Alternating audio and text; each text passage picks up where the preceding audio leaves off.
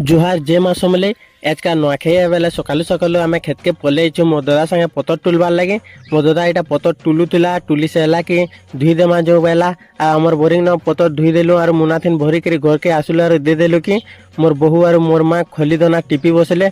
बसले आरे घर के गलु कि मोर बहु सानटा थिले तापने खोली दना टिपुले वीडियो बनाऊे कि देखलु कि उठिक लाजे ही बसले और आमके बोले जो पनीर आनब जो बोले आम दीप्तिपुर के पले गलु